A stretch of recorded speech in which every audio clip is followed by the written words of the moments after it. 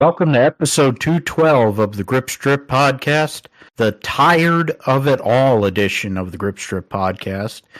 My name is Phil Matthew. I'm your host, and I'm with my co-host, the iRacing Indy 500 champion, computer genius, a gentleman and a scholar, and somebody who probably had way better tires than what Goodyear had to bring to Bristol this past weekend. His name is Josh Fine. What's going on, man? I'm doing good, Phil. Lots of racing that happened this past weekend, of course.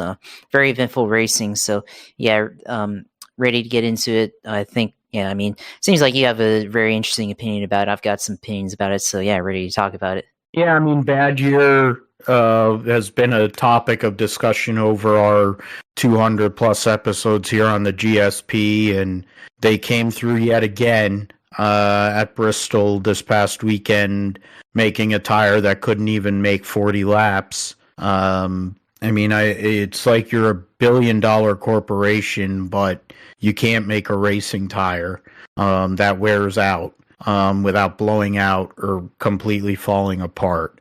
So we're going to get into that at Bristol. Dennis Hamlin, in what was a Joe Gibbs Racing benefit, kind of sounded like the week before. So basically where we're at is the same shit that we've seen for the last few years. Dennis Hamlin goes and gets another win in a car that looked like a combination of the Dale Jarrett's old Nestle Crunch car and Jimmy Hensley's Fast Fair car back in the Busch Series days of the early 90s. Christian Eckes getting the win in the Truck Series, while old Stewball continued his race baiting by going after Nick Sanchez. Doesn't like Tony Stewart. Now he doesn't like Nick Sanchez, but he's still a shitty Truck Series racer. I don't really care for old Stewball. He was irrelevant last year. He seems to be a little faster this year, but, you're good in 358 crate late models, and in other series, I think it's probably time Stewball sticks to that and leaves the Truck Series alone and let it die the way it should anyways. But while it isn't dead, McAnally Hilgeman Racing for the first time this year breaks the Spire Motorsports stronghold on victory lane, albeit Kyle Busch finished second. So we'll get into both of those events. We'll talk about NFL. There's been a lot of trades, free agency. Longtime 49er went over to Josh's Jacksonville Jaguars. The Niners have some veteran signings. Didn't address one area of the team, but they've addressed probably something that has been a problem for a long time. And also might have been part of the reason, one of the many reasons why they lost again to Kermit the Frog. So we'll talk about all them trades, all the quarterback rooms that are different now after all of these moves. And then we'll get into the Roundup. Roundup is pretty busy. Talk about Wayne Taylor, Andretti Racing getting the 12 Hours of Sebring.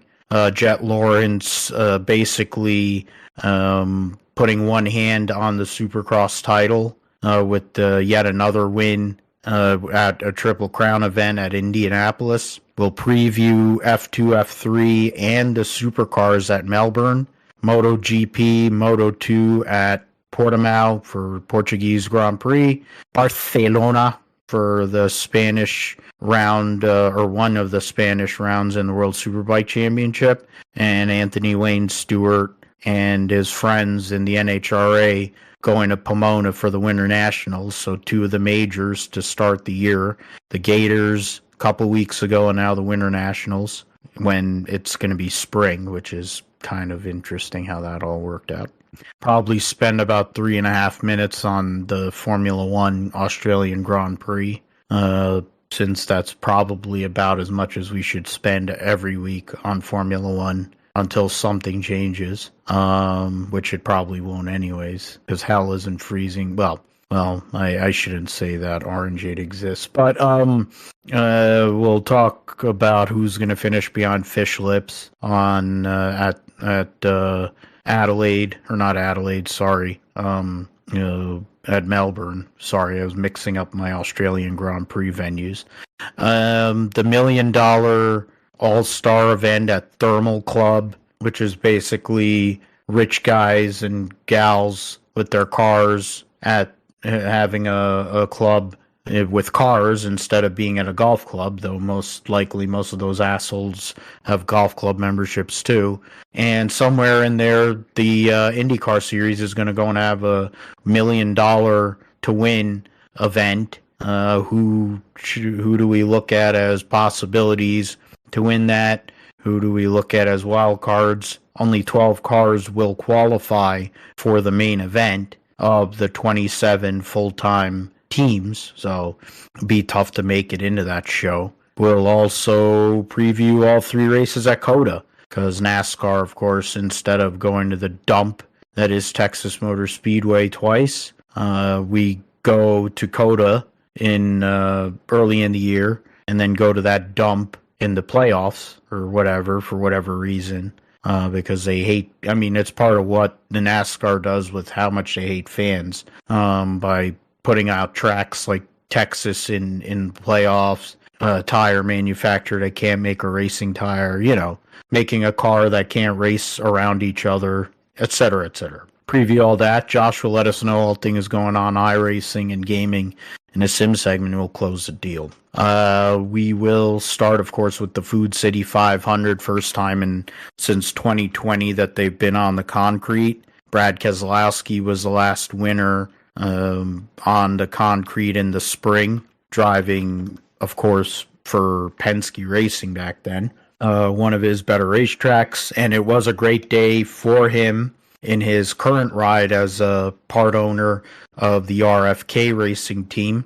Of course, the last winner at Bristol was Christopher Buescher in the night race last August or last September. But it definitely was a different race this time compared to what we saw last September. There was no PJ1 for the first time in a long time applied to the racetrack. They applied resin instead.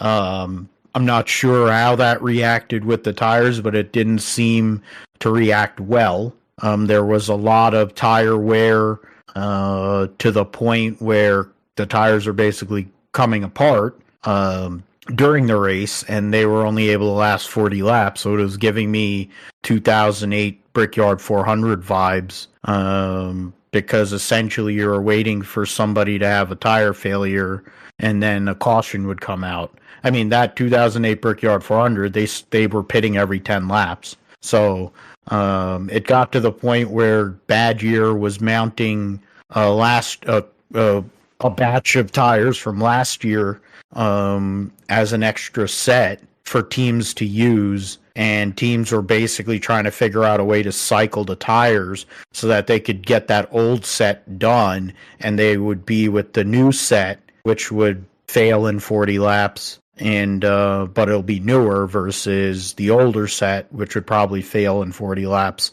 but would not be as, I guess, not as good or not as grippy, whatever it may be.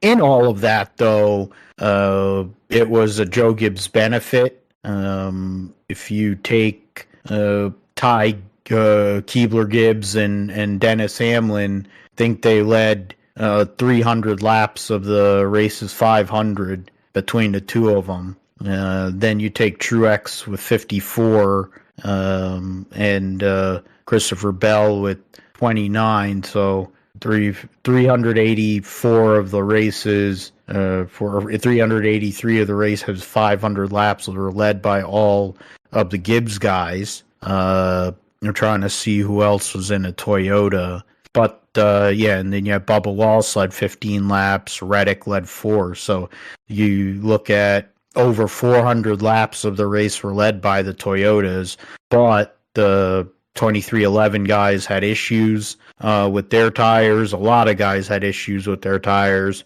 Really, the only car that had a mechanical problem was Zane Smith. His nightmare rookie season continues. Finished tailback. Everybody else had various degrees of tire issues, hitting the wall a lot. I mean, this race, we had 5 cars on the lead lap. That's how crazy this race became. I can't remember with this day and age of wave arounds, and you got the stat, Josh? So yeah, it's Dover 2004. Mark Martin won in that one, and there was only 5 cars in the lead lap. That was the one where Casey Kane was going to win, and then he ran over something and blew an engine or whatever on lap, with 20 laps to go, and they had like a 40 lap caution, and they had the big one with Dave Blenny and Michael Waltrip up front, I think, in that one. So yeah, and then ended up being like 5 cars on the lead lap there at the end. So yeah, that's the last time we had. Was that the June race, or was that the June one race? Okay. No, that was the June one. I distinctly remember watching the June one. That's crazy because they took 40 laps because they had their scoring was completely screwed up. Was Dave Blaney driving the? He was 23 for Bill Davis. Okay. All right, so he was driving.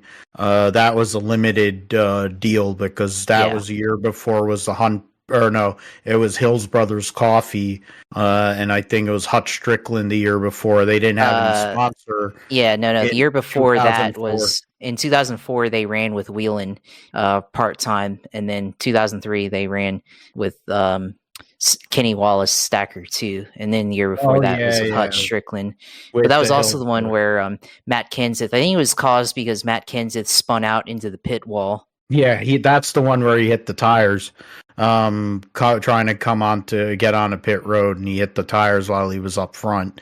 That was wow, Jimmy Johnson didn't win a race at Dover in that day and age. Wow, that's something. But Mark Martin was really good at Dover over the years too. So, and I'm sure if you asked him, he can remember the exact setup on that day because he can remember his setups from back in the 70s. So 2004 Dover, I'm sure he could remember that one. And some of the nonsense I went there. He was driving a Viagra car back then too. 20 years ago, last time we had this few cars on the lead lap. I might as well tell you who finished where there. Dennis Hamlin, 13 times for 163 laps, setting a short track record for lead changes. Josh looked up the previous best, which you said prior to the show was 1991 Bristol spring race. Spring. And that was at a time where they had different pit rules. There was all kinds of other stuff going on. It brought back the memory of the fact that the previous spring, Davey Allison had won at Bristol in a photo finish on the backstretch. And that barely ever happened in the history of Bristol, and they had the 2 separate pit roads. What was it? Elliott Sadler in 01 did it with Pat Trison as his crew chief, I think. And it was him and John. It was the 21 and the 43 that finished first and second that day too. They had the odd and even pit road because of the passing of Mike Rich. I don't know if they had a speed limit, but they definitely had the odd and even thing. They had other rules and stuff. So this race had a lot of goofiness in the same way, in that basically if you weren't driving a Joe Gibbs Toyota, your car would go off a cliff after X amount of laps, usually around 40, 35. The Stewart-Haas cars were closer to 30, and basically wasted an opportunity to get 3 cars in the top 10 yesterday, because Josh Berry qualified on the front row. Chase Briscoe was up front. Both of them, or especially Berry, was able to get back up front multiple times, but then had tire issues. Preece held on amongst the group, which makes a lot of sense. You would think that him and Berry would have the most favorable, be able to deal with it based on their experience. And I think Preece was the one that fared the best out of that group. But Dennis Hamlin wins over Martin Truex, who got his best finish at Bristol since he drove the Napa Toyota for Michael Waltrip a decade ago, or 12 years ago, or whatever the hell. Brad Keselowski finished 3rd. Alex Bowman from 29th finished 4th. Kyle Larson, one of his best racetracks, started 10th, finished 5th. John Hunter Nemechek, not sure. I don't know if it is his best finish, but it's pretty close to his best finish in a cup car. And he was up there all day, really. So credit to him. First car, 1 lap down for the Legacy team. Christopher Buescher from 34th, so basically tailback to 7th. William Clyde Elliott, the second, finished 8th. Keebler Gibbs led the second most laps, won both stages, probably had the best race car until I think the last 2 runs of the race. Was battling Dennis Hamlin for the win there, figured he was going to win the race, and then that last run where they had to pit under green was where he essentially lost the race. And Christopher Bell, who I picked in my pick'em pool that I'm leading, and for a while I started to think I might get a 3rd win on the season, and then the tires failed on him. He ends up coming back to 10th. We'll go all the way to McDowell and Josh Berry. Both of them were top 10 starters, 11th and 12th. The last 2 cars 1 lap down. Then there's a host of drivers, starting with Chase Briscoe in 13th. So the SHR guys finished 12th, 13th, and 14th. So talking about them having a chance to finish in the top 10, there was a lost opportunity there. But those 3 guys all finished pretty close together. Ross Chastain from tailback itself finished 15th. Ryan Blaney, who had the fastest race car in practice on Saturday, led 14 laps, started on pole, but finished 16, 2 laps down, along with Justin Haley, who was a revelation the whole day. Started 32nd, Kaz Grala, his teammate for Rick Ware, 33rd. And they were in the top 10 for a good amount of the day. That last green flag sequence really probably got them both. Suarez in between those 2 guys, and then that Jones boy rounding out the top 20. Logano, 22nd. Kyle Busch, 25th, had an absolute nightmare. Gilliland was up front, went back a few times. Darrell Walsh Jr., 29th. Tyler Reddick, 30th. Richard, 33rd. Gagson, 34th. Will Byron, 35th. So, a lot to take away from this race. Tires were the story, but, if you put the racing component into it outside of just the tires, it was a Gibbs benefit leading, and Toyota's leading 400 of the race's 500 laps. But the Roush team came to play this weekend, and the Hendrick cars as well, which, we get used to watching Gibbs and Hendrick running up front, but it was a different type of race yesterday, Josh. Yeah, it was definitely an eventful race for sure with the amount of tire wear. And, it's interesting to see how many people online were positive about this race. A good amount of the media was positive online. I'd say probably half about the drivers were positive about how this ended, yesterday. And, contrast that to, you talk about 2008 and everybody was coming after Goodyear, coming after NASCAR for what they had developed back then with tires failing, 10 laps. 10 to 12 laps in there, and here, lasting about 40 to 50 laps before they went and, wore out and all that stuff. And I think there's some differences though. To think back then, those just happened without warning and everything. And then this, there was a point where you knew it was going to happen and you had to, delay as much as you can by either driving conservative or, figuring out how to mitigate that risk once it happened, driving, very, conservatively there and saving your tires and stuff. So, that was part of it. I think, the other part is like the resin. Yeah, the resin didn't take. And supposedly, this was the same tire compound that they used last time they were at Bristol last fall. So that was the left sides were the same. The right sides were the same. Well, and the only things that changed were the weather and the resin that they used instead of the PJ1 this time.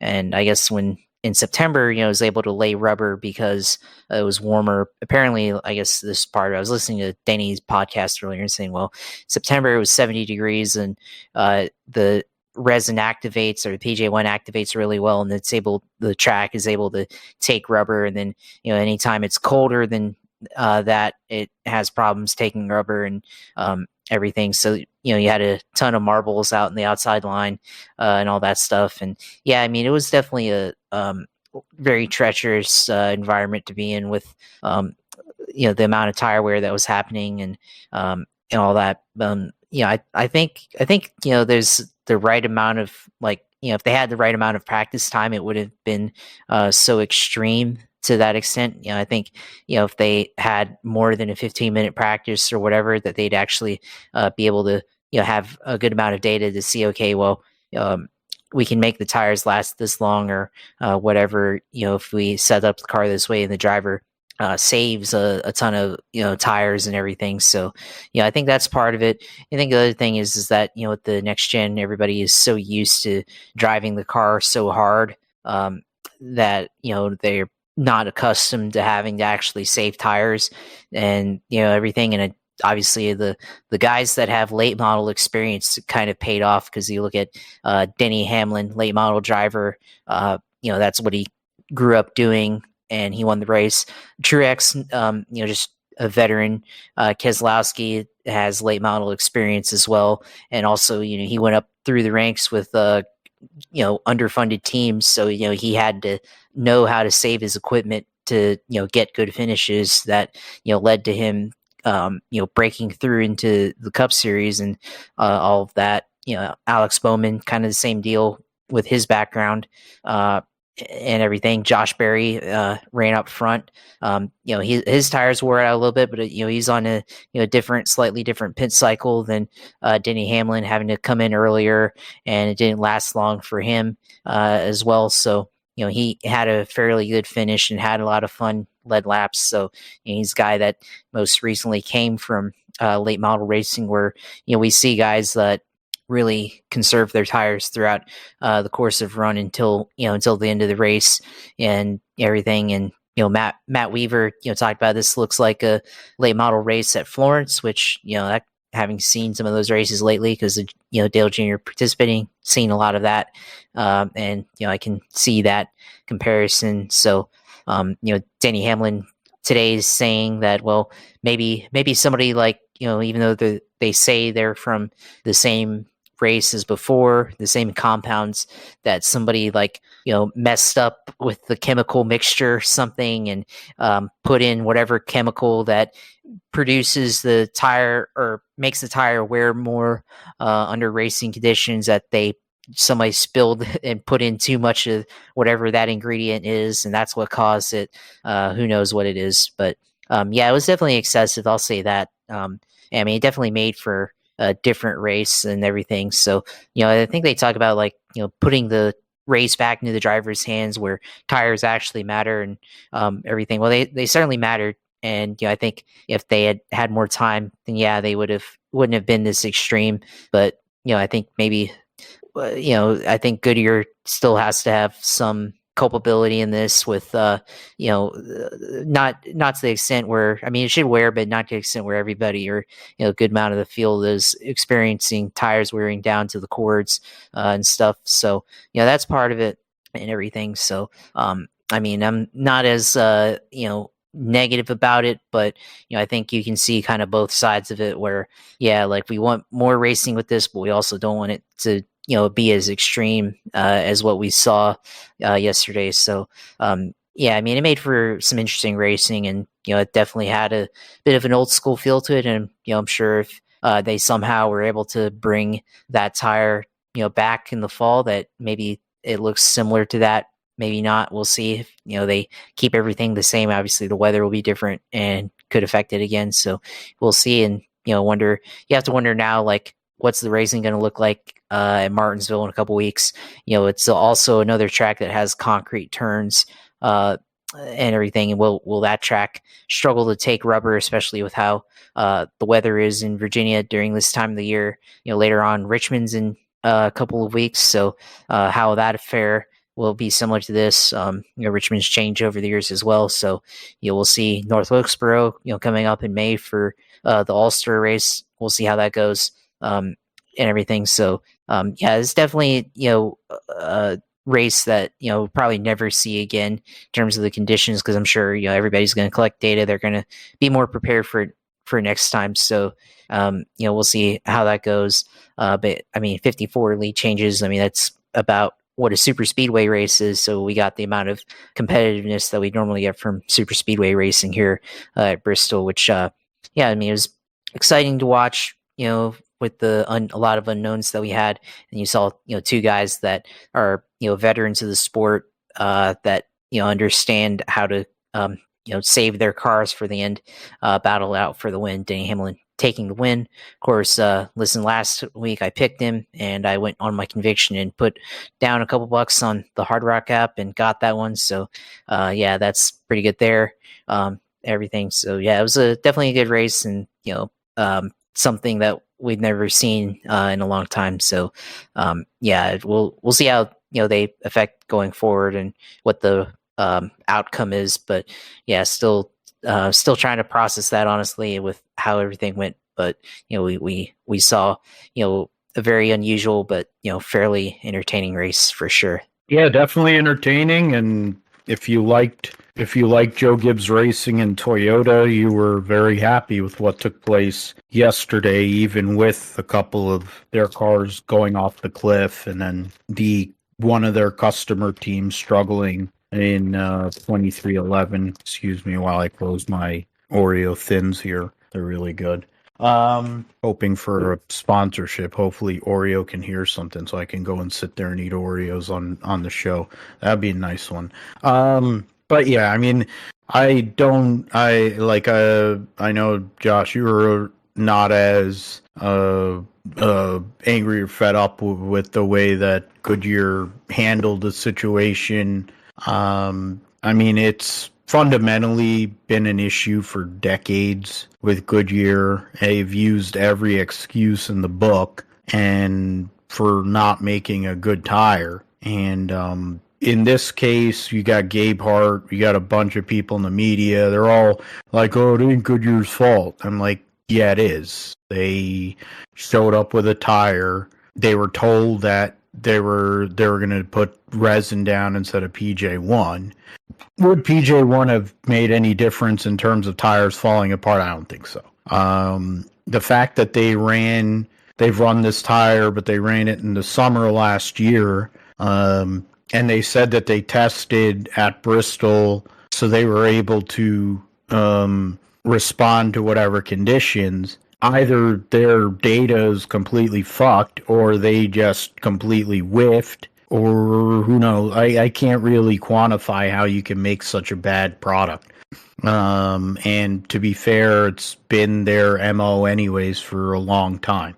They'll blame it, in this case, they'll blame it on the car. They'll blame it on the temperatures. They'll blame it on whoever woke up on the wrong side of the bed. They'll blame it on, the sun didn't come out. Somebody blew a fart in the wind. That's the reason why our tires are bad. Like, go fuck yourselves, really. Make a good tire that can actually wear out. Every other racing manufacturer can. Michelin tires can make tires that wear out, but wear out in a way that they can go multiple stints, and then they can go and have good performance. You have Firestone with their IndyCar tires, which probably are, IndyCar is the best product in the United States in terms of what they call major motorsports. I do air quotes with that, since that can be definitely argued in other areas, but they make a tire that can fall off and doesn't explode, and they've done that for decades. I look at other racing series that are on the dirt, and they're able to do it. Hoosier, the General tire, which I think is a Hoosier tire anyway, still, they make a general, no pun intended, they make a generally decent tire to race. I mean, granted, the cars are shitty, they're ugly, and there's usually a lot of cautions because there are cars that are 96 laps down in the way. So, but whatever. In the end, we'll see what happens. I don't think Martinsville will be anything like this because it's like Josh said, the data, but I also think that the roughness factor at Martinsville is less. The one thing I would probably, if it were to happen, a similar thing were to happen, is the brake heat, because of how much heat is built up and how big the brakes are relative to the rims and all that stuff. So having failures, bead failures, having sidewall failures could become a problem. Richmond, I think, here, because it's going to happen here in 2 weeks from now, it's going to be cold. Track-wise, surface-wise, I think it's middle of the road.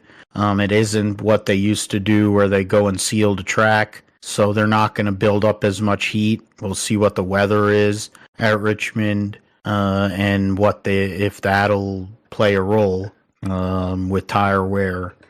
Which, if that's the case, that'll probably be one of the most action-packed. They call it the action track. That might be the first time in a long time it actually is the action track, because if they're not going to the pits, they're going in the fence there. So we'll see what happens. So we'll see, and go from there with the Cup Series. But I mean, yeah, we saw Hamlin, Truex, 3 veterans of the Cup Series up there in the top 3. You had some guys that have had rough starts of the year come through, but then you had some guys that definitely struggled. Kyle Busch, nightmare, absolute nightmare. Not only on pit road, but on the racetrack. The guy who's won more races at Bristol than anybody was absolutely out to lunch the whole weekend in that Cup car. And so that was pretty crazy. Logano's a winner there, dropped anchor. I mean, you got guys that, Richard is someone who has done well at Bristol. I mean, Gagson was on a run in recent weeks and had momentum, and he went nowhere. William Byron had a nightmare day, so 2 weeks in a row where he hasn't had the greatest of finishes, but he won the Daytona 500, so it doesn't make a fucking difference what he does the rest of the regular season, to be fair. I mean, you got, Blaney having the fastest car in practice, and then his car going and dropping anchor too is pretty bad, but it looked to be a Ford. It's interesting how the Ford struggled the most, it seemed, with these tires. And they talked about the new body with more downforce and all this stuff, and Toyota made a new body too, but in 2, quote, short track races, end quote, the Toyotas have definitely been dominant, and the Fords have had a mixed bag. In this case, it really wasn't a mixed bag. They were just god-awful, unless you were RFK. And, the Penske guys, I guess the best Penske-related car was Michael McDowell in 11th, because they have a Penske connection. But the 11 through 20 was mostly Fords, and there's only 2 Fords in the top 10. So, yeah, it was an interesting one. When you had Justin Haley and Kaz Gralla running in the top 10 for a good amount of the race, it was like, what the hell am I watching? Well, it was a race at Bristol, and they almost got a double top 10 there, which would have been something for sure.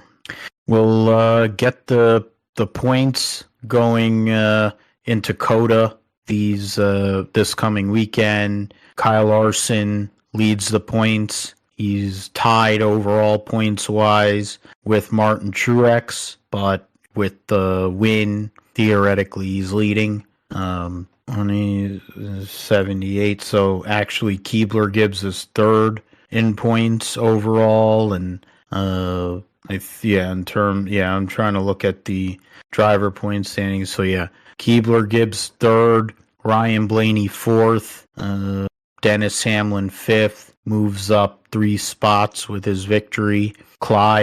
William Clyde Elliott the second and sixth, Ross Chastain seventh, Christopher Bell gains 4 positions in points to eighth. Tyler Reddick, William Byron rounding out your top 10. Suarez, Bowman, Keselowski, Buescher, John Hunter Nemechek, and Kyle Busch round out the 12. Michael McDowell sits 12 points behind the cutoff. You have 15 points for Bubba Wallace and Chase Briscoe. So there's my 2 favorite drivers there. And Eric Jones is 21 points behind Kyle Busch. But the way that Kyle Busch has been running in recent weeks and the way his pit crew is performing, I have a hard time believing he's going to be making the playoffs the way they're performing. So the new mellow Kyle Busch is really going to get tested this year with the kind of cars that RCR is putting out there and all the other stuff going on. Let me just go back over here. Yeah, Kyle Busch. So yeah, that's what the standings are, the 16 that are already in, because Daniel Suarez is the lowest point total, and that he would be 12th in points otherwise. So Will Byron and Christopher Bell, they're all sandwiched together.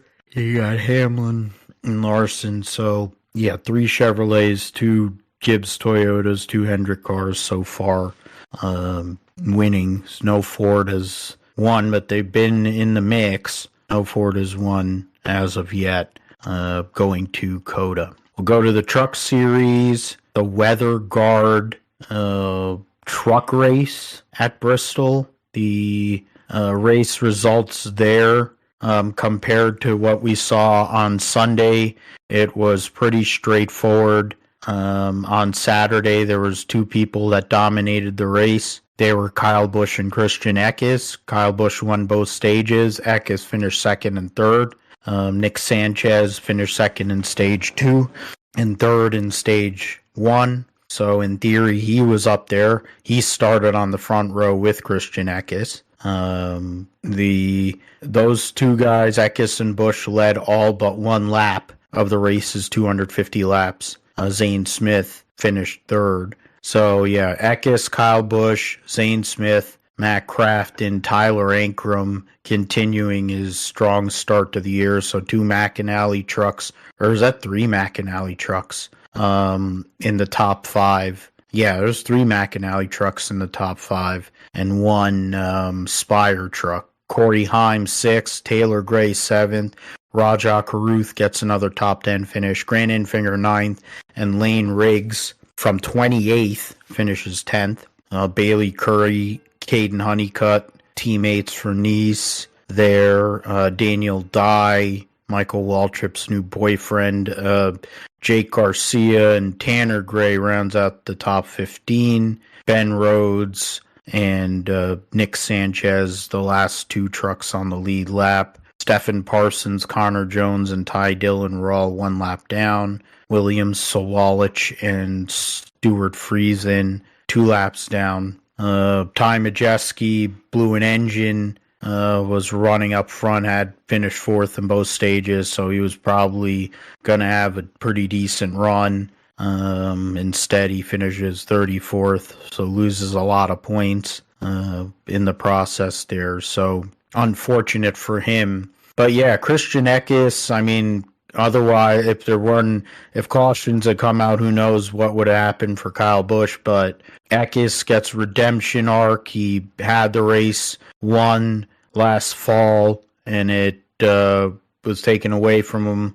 on a green-white checkered or late race restart, essentially, which cost him which in the end cost him an opportunity at the Final Four, and then in turn, when he won at Phoenix, possibly a championship. But McAnally Hilgeman finally ends the Spire domination to start 2024, Josh, and they show it with 3 trucks in the top 5. So Chevy, of course, continues to win, but there's a different team that gets the job done here with the Napa 19 and Christian Eckes. Yeah, this was a interesting race here. How it kind of ended with Eckes passing Kyle Busch under green, which I think at Bristol, which is a pretty big feat to do, especially in the Truck Series. Which obviously we expect Kyle Busch to win and run up front, which he did, and led the second most laps there at the end. But passing him under green at Bristol, it's a pretty big deal for him to do that. And Kyle Busch also, I think on the last caution there at lap 220, I think he wanted to go and pit, if I remember correctly, but they stayed out. I think he wanted to pit because he thought that if he pitted and got tires, he'd be able to get around through the field to Eckes. But if he stayed out, then they'd be on the same tires and he'd stay in second place, which ultimately ended up doing. Saw at the end there with 10 laps to go, he was able to kind of mount a charge there and got kind of close to him at the end, but using the high line, having to navigate through lap traffic for Eckes. But at the end, Eckes ends up winning. So non-Spire Motorsports guy going out here and winning the race. So breaks the brief stranglehold that they had on this series, but still pretty good deal for a young guy like that to go out and beat Kyle Busch there. Of course, mentioned earlier at the top show with Nick Sanchez getting into it with another veteran with Stuart Friesen this time. He got into it with Matt Crafton back in the fall at Talladega, and they had their exchange there where it got pretty bloody there, and with him and Crafton, and then this one Stuart Friesen and him got into it on pit road after the race. And all I'll say about that is it kind of reminds me of Brad Keselowski, when of course already established in the Cup Series and everything, but had a lot of run-ins with Jeff Gordon, Denny Hamlin back in 2014 in the playoffs, the first year of the elimination format, and how all that went down. So I thought that was similar in that format, which young driver veterans going after him because of how he races or because he got into them or whatever. So that's what I kind of thought of it there. And he's a young guy, and I don't think he has much to worry about, to be honest. But it is an interesting trend. We'll see how that goes throughout the rest of the year. But I think it's just 2 old guys, or relatively old guys, just kind of being upset about not much that they should have been upset about. So that's kind of interesting there, and I think it was a good deal overall with this race for sure. Yeah, it's just old guys being mad about being outperformed and being washed in a sense. It's definitely in Crafton's case, he's washed even with the way he ran on Saturday. And then in the case of Stewball, the last few years hasn't really been a factor in the Truck Series, and probably the decision he made to move to Toyota was the wrong one, but he doesn't want to own up to it, or the fact that his wife's a whore. But, it is what it is with that. We'll see what happens at COTA here this coming weekend for the Truck Series. The points for the trucks heading to COTA.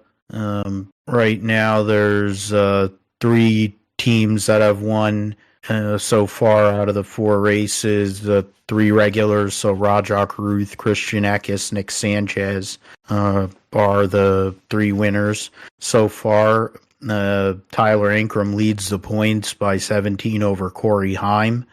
Caruth is in 3rd, Majeski 4th, Eckes and Sanchez 5th and 6th. Taylor Gray, Matt Crafton, Grant Enfinger, and Brett Holmes round out the top 10. Holmes is only 5 points ahead of Daniel Dye, 9 points ahead of Tanner Gray, and 10 ahead of Stewball. So that's, and I would assume that he'll fall out of the top 10 officially after this weekend. The biggest mover was Eckes, moved up 4 spots. Biggest loser was Holmes at -2 and Majeski -2. Caden Honeycutt had a 7 position gain. Lane Riggs had 8 position gain. He's had a nightmare start to the year, so that kind of makes sense. Yeah, so that's the trucks right there. Caden Honeycutt's only ran. That was only his second start of the season, so that helps. Yeah, so we'll see what happens with that at Coda. Let's go over to the NFL, Josh, and NFL free agency has been crazy. A lot of big moves all over the place with every team. There's some teams that have been active, some teams that have been quiet, but crazy moves all over the place, really. Some big people re-signing, but then there's some people that were big names or are big names that signed elsewhere. I'm just going through here. Buffalo cut a bunch of people to get their cap situation managed, but they also, in the process, re-signed Deion Dawkins, their left tackle, AJ Epinesa, one of their ends, Daquan Jones, and Taron Johnson. That's just what that basically is going and keeping some of the foundation, but they lost a bunch of other name guys, Tre'Davious White among those. I want to go over here, so I'll do it this way. In terms of the 49ers, they signed Josh Dobbs. Wow, okay. And they kept Brandon Allen, so that means that's their number 2 and in whatever order, number 2 and number 3 quarterbacks. Feliciano, Chris Conley, Colton McKivitz, all come back. Leonard Floyd, a veteran edge guy, they sign him, 2-year deal with $12 million guaranteed in year 1. Yetur Gross-Matos, 2-year, $18 million deal from the Carolina Panthers. Malik Collins, they traded with the Houston Texans and gave up a 7th for him. Jordan Elliott, another veteran, 2-year deal. Kevin Givens, 1-year deal. Devondre Campbell, formerly of the Green Bay Packers. Demetrius Flanagan Fowles, 1-year deal as well. So linebacker depth, guys that are likely being signed with the intention of playing next to Fred Warner, since Dre Greenlaw is going to be out for the whole year. And then George Odom, the special teams ace, brought back on the 2-year deal. So good for the depth, good for the special teams to bring back George Odom. Your Jaguars, Josh, going to go to them here in a second here. So the first big news was that they traded for Mac Jones. We talked about that last week a little bit. And then they got Gabe Davis. We also talked about that. Go and sign Ezra Cleveland, Mitch Morse for the offensive line. You give Josh Allen the non-exclusive franchise tag, $24 million he'll get paid next year. And you sign former 49er, longtime 49er and California and Bay Area kid, dude that basically was in the Walter Payton Man of the Year vote every single year for the 49ers for I don't know how many years. Eric Armstead signs a 3-year deal, max value of $51 million. Also get Ronald Darby, Darnell Savage, and Joey Sly for the kicking game. So active free agency for you guys, trying to emphasize the interior first and foremost. You build the team that way and getting some big names and keeping some guys in the process too. Yeah, we kept guys in the process. Josh Allen, I think, first of all, right now, not free agent, but the franchise tag applied to him, which I mean, they should have re-signed him a while ago. Trent Baalke, for whatever reason, has a policy of not talking about contract extensions during the season, and that's hurt them because they didn't start negotiations until recently, and now they're on the franchise tag as they continue to do negotiations. So hopefully soon they'll get that. So I'm not really worried about him, being on the team next year or in the future, but the problem now is that because of that, they weren't able to use the franchise tag on Calvin Ridley, who went to the Tennessee Titans on a 4-year, $92 million deal with $50 million guaranteed. I think $23 million per year, which is insane amount of money for a wide receiver with his production and that he had last year and the age that he is.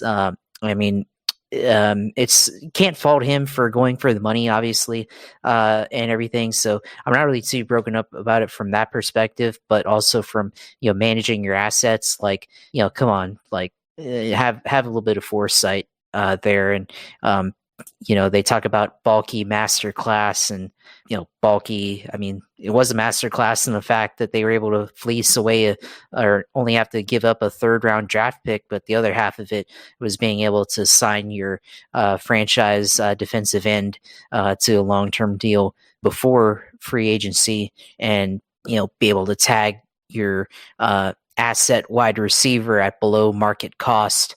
I think he would have been tagged at like 12 million or something like that. So you could have got him below market cost for another year at an age 29 season for him. And, obviously their plans were, for him to be in the possession receiver, I think, Gabe Davis to be the big guy and Kirk to be the slot receiver. So, now they have a hole at wide receiver. So we'll see how that goes. I'm not really a big Gabe Davis believer, and I'm not really sure how he'll perform. I mean, he's a big guy, and he's had some highlights with Josh Allen for sure. But at the same time, like I don't know if that's more of circumstance or if that's just the kind of player he is that comes up in big games. But he lacked a lot of consistency, I think. But he is from the area, Fernandina Beach, so that's positive for him, of course. UCF product there as well, so he's not a bad player, but it's like they went and swapped out the same guy at a different deal. But you have that, so we'll see how it goes for the draft. Maybe it forces Baalke to actually draft, like get his shit together and draft somebody good at wide receiver. Would they get Brian Thomas Jr. or Xavier Legette at 17 for wide receiver? We'll see. Or who's the Kevin Coleman from FSU? We'll see about that. But so that does create a hole there at wide receiver. But he did come back and get Eric Armstead, 3-year, $51 million, like you said, from the 49ers. And it's a huge deal. I mean, he's one of the guys that he drafted while he was general manager there, of course, coming off of injury. But I expect him to be able to make an impact early on. Certainly open up for Trayvon Walker, Josh Allen to get more sacks, more pressure with the guy that can rush the passer up the middle. Certainly fix the issues that they had on defensive line this year and the year before. So it's a big one. Definitely similar to Calais Campbell 2017 when he signed with Jacksonville and the impact that he had there for 3 seasons. And everything, and definitely was a franchise player. So that's a big signing there. Of course, other guys they lost Jamal Agnew, and instead they're going to have Devin Duvernay, so another 2-time Pro Bowl returner, but maybe a better wide receiver than Jamal Agnew was. So we'll see there. They signed a kicker today, Joey Sly, Commanders kicker. They missed on Will Lutz. Will Lutz reneged on free agency last week, so they get Joey Sly. McManus goes to Washington, essentially a kicker swap there. And then also today, Travis Gibson from the Chicago Bears and the Titans. Edge depth, I guess, for the Jaguars there. So yeah, definitely a good pickup there. Probably Darnell Savage from the Green Bay Packers. Definitely a probably an improvement over Rayshon Jenkins, who's was released and signed with the Seahawks. So a little bit more, probably has a little bit more range and coverage there. So not too get broken up about that or upset or whatever. So that's fine. Ronald Darby from the Baltimore Ravens, which probably is important because he's a man coverage guy. So they going to a man coverage scheme with Ryan Nielsen being the defensive coordinator there this year, and going to that. So that's a good signing. Of course, Mitch Morse definitely will be an improvement over 35th ranked center, according to Pro Football Focus, in Luke Fortner there. So definitely push the pile there and help the run game for sure, and help take pressure off Trevor Lawrence having to be a all-star on every play. So definitely good there. And they otherwise bringing back a lot of the same guys, bringing back Ezra Cleveland, Brandon Sheriff on a restructure there. So definitely a lot of guys coming back, but maybe the center being better than the bottom of the barrel will be an improvement for the rest of the team. So I mean, it's a interesting free agency here. Definitely looking forward to seeing how the draft goes, and I think cornerback or wide receiver there for Jacksonville there. So we'll see how it goes, but definitely a lot that happened here in free agency. Of course, other teams, I think the one that really stands out to me is Russell Wilson on the veteran minimum for the Steelers. And then also they went and traded for Justin Fields. That's a really interesting signing there. And really, interesting trade deal that they did there. So I don't know, are they going to do like 2 QB sets? We'll read option. We'll fake the read option to Russ, and then we'll hand it off to Justin Fields and do triple option or something, or something where one of them is on. They're both on the field at the same time. That'd be pretty funny there. But maybe quarterback competition there. Of course, possibly Mike Tomlin gets fired. Maybe we'll see. But you have that, and then of course the LA Chargers having to trade Keenan Allen to the Bears, and having to release Mike Williams there to get under the cap. Austin Eckler leaves in free agency to the Commanders. So that's a team that strapped for cash, and now they're on the end of the deal for Justin Herbert, being a lot of money, and now they're in a rebuilding scenario. So they definitely, it's definitely important cost control with the young quarterback to be cheap and build a team around him, and then be able to still be good when he gets expensive. And the Chargers kind of in a bad spot right now there. So that was one that caught my eye there too. So we'll see how it goes the rest of the free agency period. If they are able to pick up a wide receiver, saw talk about the 49ers trading Brandon Ayuk to Jacksonville in exchange for the 17th pick in the draft and Zay Jones, which that's an insane trade that I would not go for because, for at least if I'm the 49ers, what kind of deal is that? Because I feel like you need more compensation for Brandon Ayuk than pick 17 and Zay Jones, who I think even on a good team is a wide receiver 3 at best. And I think his role in the Jaguars offense very, very overstated. He's a good player in that offense, but on another team, he's probably no better than the third wide receiver there, or somebody that comes in, and 3 wide receiver plus sets there. So that's a trade that probably would not happen if you have a competent person running the organization on both sides. So definitely not a deal that should happen, but we'll see if he gets traded in the offseason. And plus they'd still have to, Jacksonville, they'd have to give up that, and then they have to re-sign Ayuk to a long-term deal. So that's definitely not a good deal that they should have. So probably should just draft a guy. We'll see. Yeah, that's the first I heard of Ayuk. I know I've heard about trades, but I hadn't heard specific trade, and that is an atrocious trade on every level. One, because John Lynch is actually an intelligent guy. He went to Stanford. Second of all, Brandon Ayuk was one of the top 5-10 receivers this season. He has been probably the number one target for Brock Purdy. They're gonna re-sign him. I've heard more about Debo getting traded than Ayuk, but still, I mean they're in kind of a crunch situation where probably it's this year and maybe if they get lucky one more year, and then it's gonna be then they're gonna have to pay. I mean Brock's gonna have to get paid. So if they don't pull it off here, it's gonna look like a dumpster fire. I mean, Jim Harbaugh going to the Chargers, and he assumed, I think maybe he knew that they were going to get rid of all those guys because of their cap situation. But I tell you, I mean, they kept Joey Bosa, but then the guy plays half a season anyways every year, so I don't know what the hell that's worth. At least if he had went to the 49ers and he only plays his 8 games a year, they have depth. So that when Nicholas John Bosa needs help, then they have other guys to go to. But, I mean, the thing I was looking at, I went over to, Pro Football Focus, actually, just to go through the positions. Actually, there's been a lot of movement. Quarterback-wise, of course, Cousins, the biggest one, leaving Minnesota to go to Atlanta, 4 years, 180 million.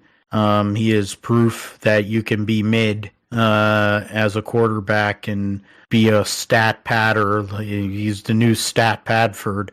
And he has made trillions of dollars, and now he gets to live in wherever the hell his wife's from, so whatever, good for him. And to think he was picked second by Washington, and he was supposed to be the backup guy to Robert Griffin III all those years ago with Mike Shanahan and company, and about 18 coaches that have all been hired or currently are working in the NFL right now. Baker gets a huge huge deal, 3 years, $100 million. Russell, Josh mentioned it, and also Justin Fields, who I think is the long-term option. They got rid of Kenny Pickett in the process, so basically admitting that they whiffed on their first-round draft pick. Gardner Minshew signs with the Las Vegas Raiders, so he's competing to be the starter there. Jacoby Brissett goes back to New England. Probably means he's going to be the starter to start the season. Whoever they draft at number 3. Jameis Winston and Tyler Huntley both sign with the Cleveland Browns to back up Deshaun Watson. Tyrod Taylor signs with the Jets to back up whatever that you want to call that psychotic dipshit that's a multi-time MVP. Sam Darnold is going to be most likely is going to be the starter in Minnesota. So good luck, Minnesota.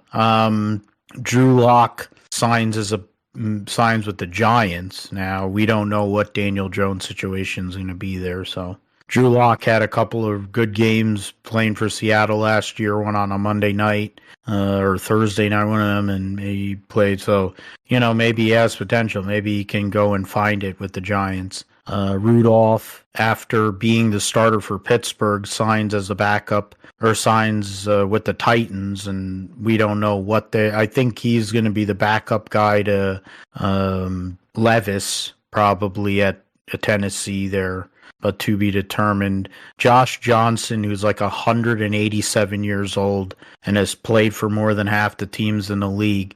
I'm like, did anybody watch that NFC Championship game that he played in when he came in for the 49ers? Just tell me, how the hell does he get a job anywhere near a football after what he did that day? I don't know. But Baltimore, Eric DaCosta is widely renowned as probably one of the best GMs. So they're like, well, Lamar ain't going to get hurt, so we probably don't ever have to play him. And then Sam Howell gets traded to Seattle. That's an interesting quarter. There's plenty of interesting quarterback rooms coming up, and that's before we even get to the draft. Saquon Barkley signing with the Eagles. That was something that wasn't as surprising. His replacement will be Devin Singletary with the Giants. Josh Jacobs leaves the Raiders to go to the Packers. Derrick Henry goes to Baltimore since they need help, really. They just need to have Derrick Henry. Why not? Tony Pollard goes from the Cowgirls to the Titans. Eckler going to the Commanders. We don't really know who their quarterback's going to be, so I don't know what Eckler was thinking there. DeAndre Swift going to Chicago. He'll be a part of that offense with Keenan Allen. Gus Edwards is signing with the Chargers, and it looks like he'd probably be the starter as of now. A.J. Dillon re-signs with Green Bay and is going to be the lead back there. Zach Moss signs with Cincinnati. They cut Joe Mixon, so that means Zach Moss has a chance to start there. That's a definite downgrade. Antonio Gibson signs with the Patriots. He's good when he's on the field. Problem is he has a hard time staying on the field. T. Higgins franchised by the Bengals. Michael Pittman, for much to the chagrin of Josh, re-signs with the Indianapolis Colts. Evans re-signs with the Bucks, when I think a lot of people, including myself, thought that he was going to go and play with Kermit the Frog and, Lombardi Hunt. But instead he's staying in Tampa to play with Baker. Hollywood Brown signs with the Chiefs. Calvin Ridley, you mentioned, Josh, going to Tennessee. Darnell Mooney signs with the Falcons, so he'll be a weapon on the other side of Drake London for Kirk Cousins. Mentioned Gabe Davis. Curtis Samuel will come in to Buffalo there. Kendrick Bourne re-signs with New England. And going down some of these other people, and they're kind of random, not that great. Ray McLeod, who's been with the Niners for the last few years, signs with Atlanta, so he'll be a special teams guy for them. In terms of tight ends, the main player that's signed elsewhere, Gerald Everett, goes to Chicago. And a bunch of these other guys, there's cheap deals. Schultz, Henry, and Fant all re-signed multi-year deals. And, offensive tackle Tyron Smith goes to the Jets. Jonah Williams signs with the Cardinals. Elam Muir, I've never even heard of him. I haven't even heard of some of these people, other than George Fant. Center, Josh, you mentioned your guy moving over there. So Kevin Zeitler signs with Detroit. John Runyon signs with the Giants. Jonah Jackson, Rams. John Simpson with the Jets. So that's two offensive linemen. To address probably one of their worst areas, Glasgow re-signs with Detroit. Laken Tomlinson still out there. Not really shocking. He's pretty mediocre.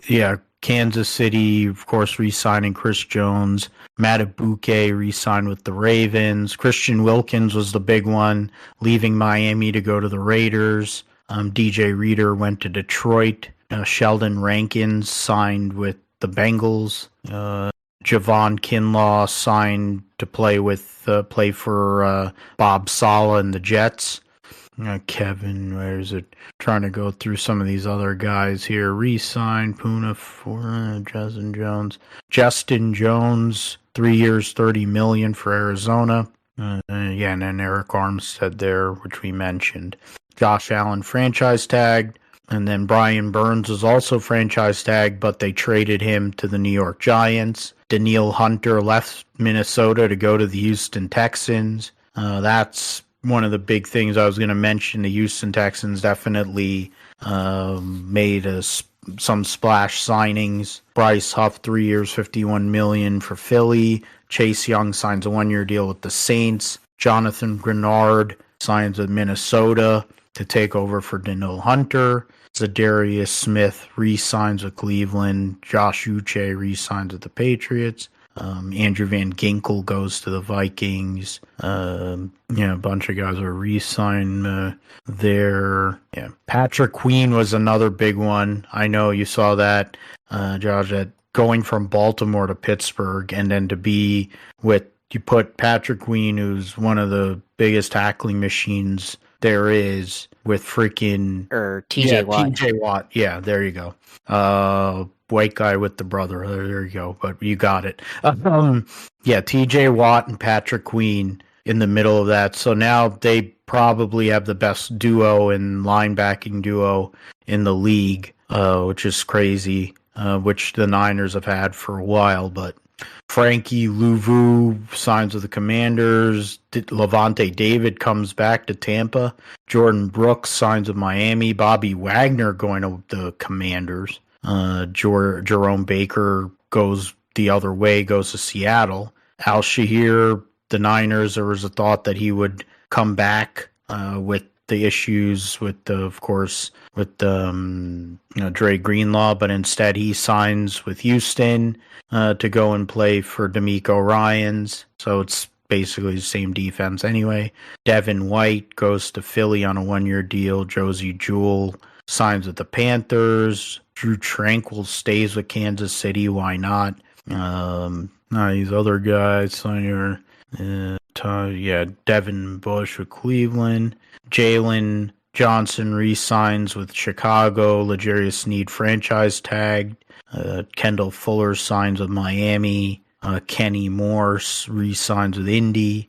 You got Ronald Darby you mentioned. Jordan Larissa.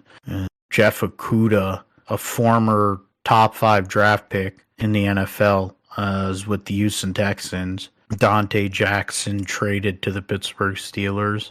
Safety Antoine Winfield Jr. Franchise tagged by Tampa. Kyle Duggar franchise tagged by New England. Cameron Curl signs with the Rams. Xavier McKinney was the other major signing by Green Bay. 4 years, $68 million. DJ Gardner Johnson, who somebody needs to just put a cock in his mouth and get it over with, goes to Philly. So what a perfect pairing. Deshaun Elliott, 2 years, $6 million for Pittsburgh. Darnell Savage, you mentioned. Jeremy Chin going to the Commanders. So they're making moves quietly. Safeties are out there. So there's other quarterback moves there. I forgot about Desmond Ridder getting traded to Arizona to be the backup to Kyler Murray. Yeah, so there's been a lot of movement here, and there's still stuff to go on here. There's some guys that are still out there free agency wise to go and be. Indianapolis signed Joe Flacco. That's a good signing. If he's anything like he was during the regular season, if he was what he was in the playoff game, then it looks terrible. But then when you consider Indianapolis's quarterback, I think he lasted, 4 games? I benefited from him for 3 or 4 games, and then once he went down, then it screwed me over in fantasy. But so there's been a lot of movement. And so we'll see how that all goes. Oh, they released Brian Hoyer. So Gardner Minshew, he's going to be the starter there. Not a movement there. 40, I'm trying to get to San Francisco. So re-sign, acquired. Malik Collins, release, re-sign. So mostly kept everything together, and then he got Josh Dobbs. So a lot of movement there for the Commanders. That's free agency. We'll definitely spend more time looking at, once the draft gets closer, of how things are going to be and what teams. Of course, Caleb Williams is going to the Chicago Bears at number 1. So there's no drama there.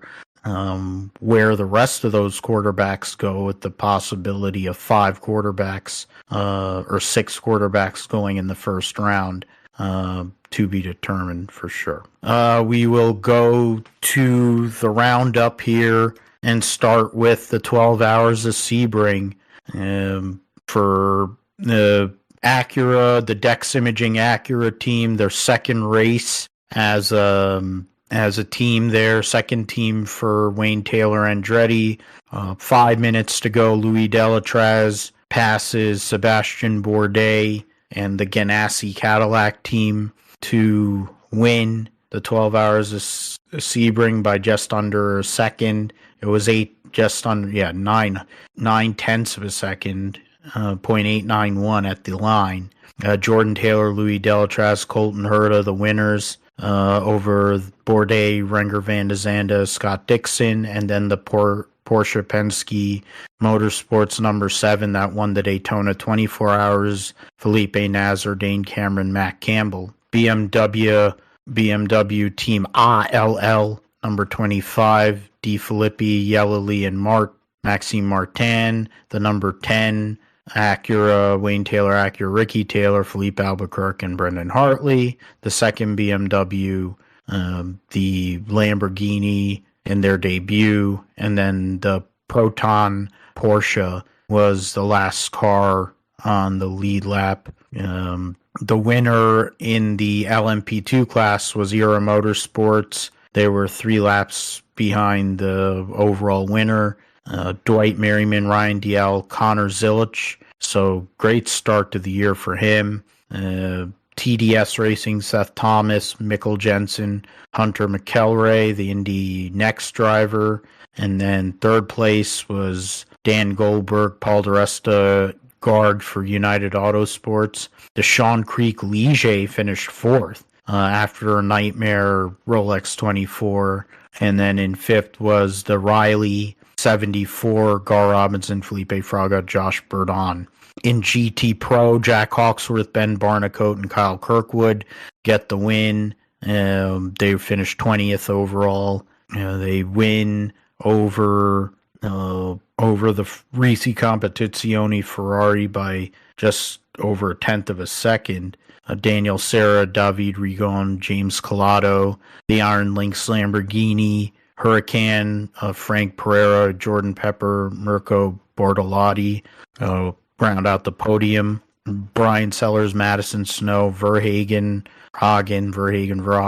whatever, in the BMW. Ross Gunn, Alex Riberos, Mario Farnbacher in the Aston Martin, Harder Racing Aston Martin, number 23, round out the top 5. In GTD, finished 29th. They were 2 laps behind the GT Pro guys. Was the Mercedes, Philip Ellis, Donche, Russell Ward, Windward Racing Mercedes, the Settler Racing Ferrari, Antonio Fuoco and company there, and then the Wright Motorsports number 120 of Adelson, Skier, and Jan Halen. 4th was the Aston Martin from Harder Racing of Ian James, Zachary Robichon, Roman DeAngelis, and then the Forte Racing Lamborghini of Spinelli, Devlin DeFrancesco, and Misha Goikberg. Go through some of the one of the Corvette customer AWA cars fell out 2 laps into the race. The Korthoff Preston Motorsports Mercedes with Mike Skeen issues early, only ran 16 laps. The Richard Mill AF Corsa LMP2 crashed coming off of turn 1.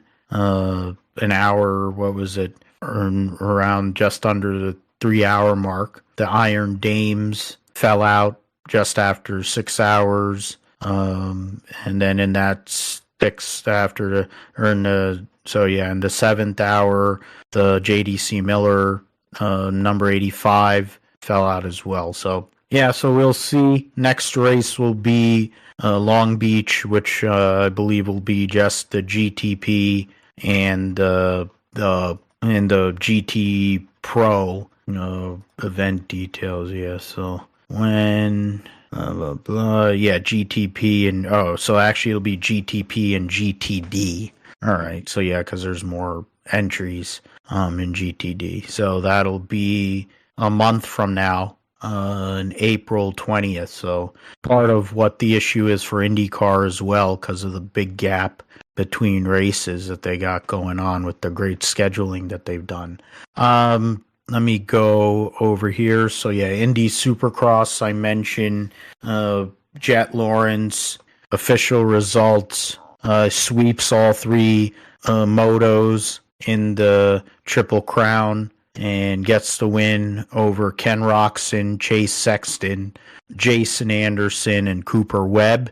Plessinger, Tomac, Justin Barsha, Malcolm Stewart, Justin Cooper round out the top 10 in for 450s. In the 250 East class, trying to bring up the results there. Cameron McAdoo, first, second, and third in that order, gets the win over Tom Vial, Danger Boy Deegan, Pierce Brown, Cody Schock, round out the top 5. Nicholas Romano, Jeremy Martin, Chance Hymas, Seth Hammaker, and Daxton Bennick round out the top 10. So that's the top 10 from Indianapolis. The standings in 450s, Jet Lawrence has a 21-point lead on Cooper Webb, and he has the magic 25-point lead on Chase Sexton. You get 25 points for winning a round, so he's essentially got a one-race lead on Chase Sexton there. Roczen in fourth, minus 35. Eli Tomac, minus 36, rounding out the top 5.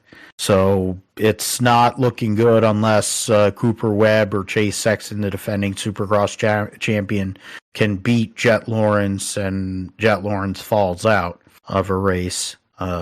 Essentially, everyone up to 7th is still sort of kind of in the championship, though Aaron Plessinger and Jason Anderson are close to falling 2 rounds behind there. 250 West will be coming back this weekend at Seattle. Levi Kitchen leading the points by 4 over Jordan Smith and 5 over RJ Hampshire. In the East, Cameron McAdoo leads Tom Vial by 2 points. Pierce Brown in third, minus 11. Deegan, minus 16 in fourth. Schock, minus 19 in fifth.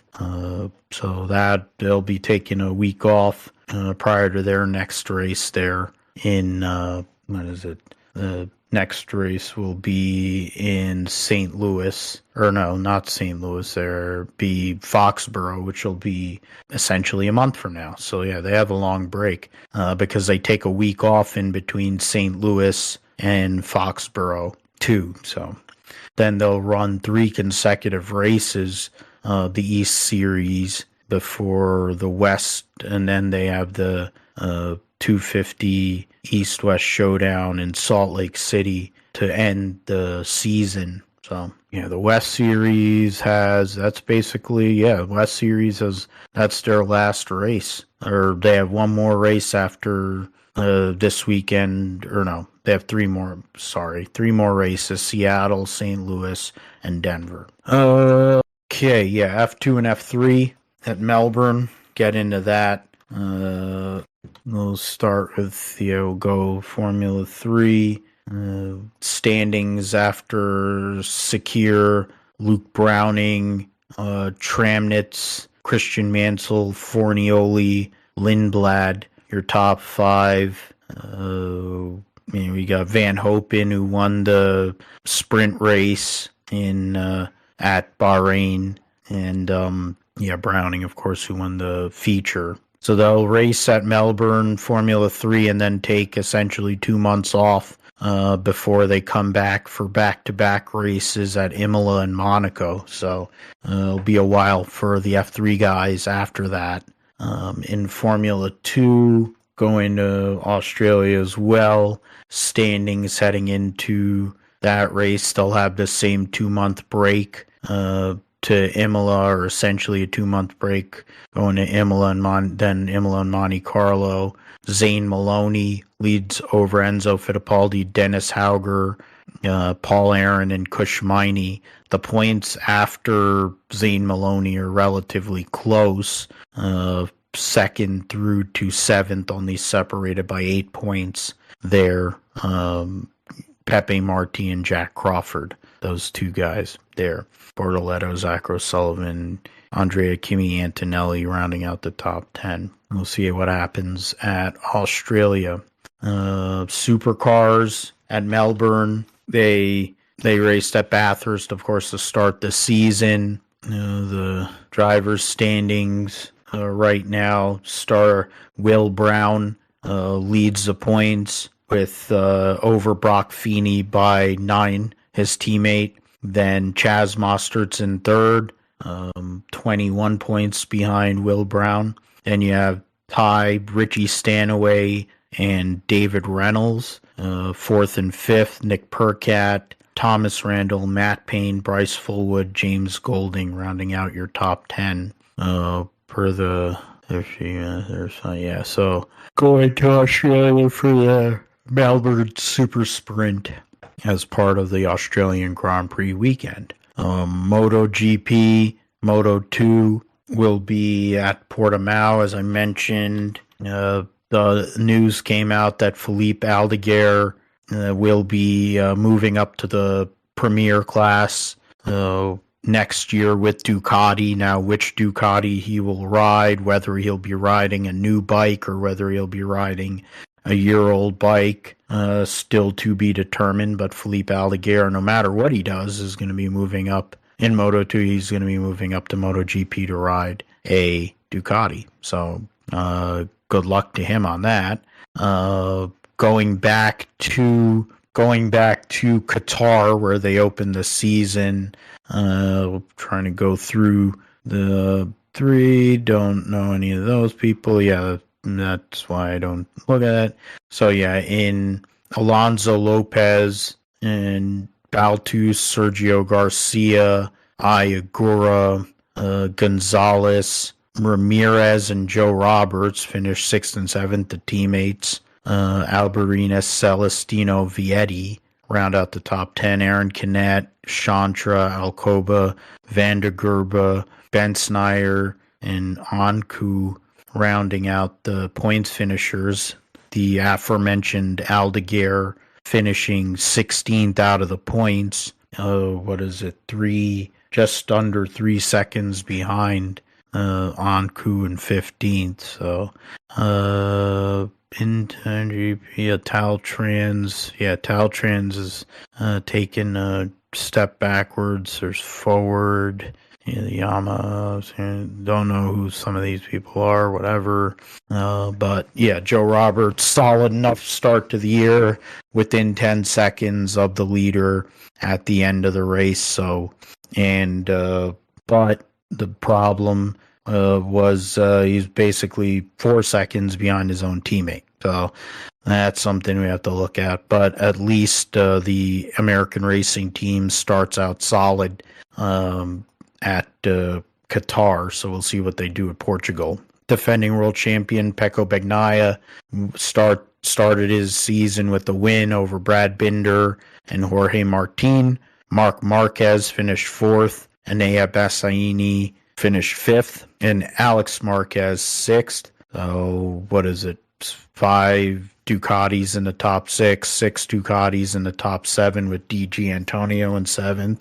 Alicia Spargaro, Pedro Acosta, and Maverick Vinales, and Gas, which I think is also part of KTM. Yeah, that's the KTM rookie Pedro Acosta, one of the most hype rookies in recent memory. Gets a top 10 there. Vinales or Fabio Quartararo rounds out the top 10. Zarco, Mir, Bezzecchi, Oliveira, Alex were the rest, or Quartararo was 11th, sorry. Those are the points finishers. The Trackhouse Racing, the only bike that didn't finish was Raul Fernandez. For Miguel Oliveira got 1 point. One of the Luca Marini, of course, signed with Honda, finished 20th. The Monster Energy Yamaha, Alex Rins in his first race for them, finished out of the points. So see what happens at Portugal this coming weekend. World Superbikes at Barcelona. Alex Lowe's, of course, won race, the Super Pole race and race 2 at Phillip Island to have the lead over Nicolo Balega by 9. Locatelli, Iannone, Bautista round out the top 5. Danilo Petrucci, Argater, Raskadlioku, Vandermark, and Garrett Gerloff rounding out the top 10. They're So we'll see there, of course, in Barcelona how it goes. Garrett Gerloff has fared well at Barcelona, so maybe an opportunity for the BMW rider. 3 BMW guys, 8th, 9th, and 10th after the first round of their first race of the season in Australia. And last but not least, we'll get into the NHRA Winternationals. Jasmine's driving. Oh wow, really? God damn, good looking broad too. Jesus. Setbacks to. Oh wow, so she's gonna be driving the Top Fuel dragster. She's been driving an A Fuel for the last couple of years, so it's not all that surprising. But I guess now, because of health issues and other stuff for her dad, Mike Salinas, she'll be jumping in the car now to take over. That's a big deal for in Top Fuel. So interesting to see. Jasmine Salinas will be in the Scrappers Top Fuel dragster, so another woman on the grid. And you'll have all no pro stock motorcycle, but you'll have all the main car categories in pro stock. They don't say how many people are in the field, but you have 20. So 20 cars for 16 spots. So not bad there. McGahey team goes with 2 cars, a Quadras with 4. Elite Motorsports, of course, supplying them, and then they have their own cars. The Summit team, which is